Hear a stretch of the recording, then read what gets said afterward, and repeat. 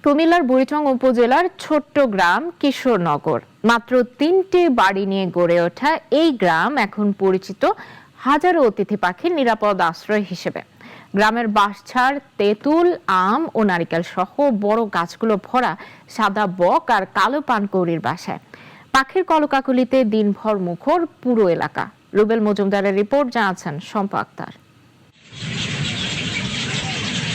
কুমিল্লার বুড়িচং বাজার থেকে প্রায় 2 কিলোমিটার পশ্চিমে পীরযাত্রাপুর ইউনিয়নের কিশোরনগর গ্রামের সিরাজ মাস্টারের বাড়ির গাছগুলো যেন পাখিদের আপন ঠিকানা। এখানকার গাছেই ডিম পাড়ে, ছানা ফোটায় এবং বড় করে তোলে অতিথি পাখিরা। বালিশ আছে, বক পাখি আছে, পানকাউড়ি আছে।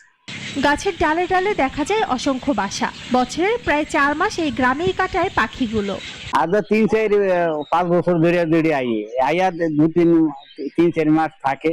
এই বাড়িতে গাছপালাও বেশি, আর গাছপালার এই বেশি হওয়ার কারণে, সঙ্গত কারণে এই পশু পাখি আমাদের বেশি এসে ভিড় করে।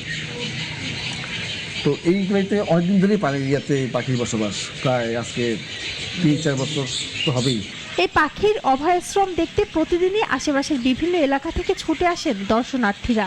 এপ্রিল থেকে আসে, আপনার সেপ্টেম্বরে চলে যায়, শীতজন আসে, তারপর চলে যায়, তারপরে 4-5 মাস এই জায়গায় থাকে পাখি, বুঝছেন? তারপরে কেউ ডিস্টার্ব করে না, কেউ সবাই দেখার জন্য সবাই আসে এই জায়গা দেখার জন্য। তবে পাখিদের এই নিরাপদ আবাসস্থল ঘিরেও রয়েছে আশঙ্কা। স্থানীয়দের অভিযোগ, কিছু অসাধু ব্যক্তি মাঝে মধ্যেই পাখির ছানা ধরে নিয়ে যাওয়ার চেষ্টা করেন। অনেক লোকজন আসে, অনেক ওই যে এরমা পোলান আইয়ে মিশি দিয়ে উঠলে আমি দেখলে গিয়ে আমার দৌড়ান লাগাই, আমি এটি দেই না। এখন প্রয়োজন সরকারি পৃষ্ঠপোষকতা ও সবার সচেতনতা, তাহলেই হাজারো অতিথি পাখির এই নিরাপদ ঠিকানা টিকে থাকবে এলাকাটিতে। শম্পা আক্তার, নাগরিক।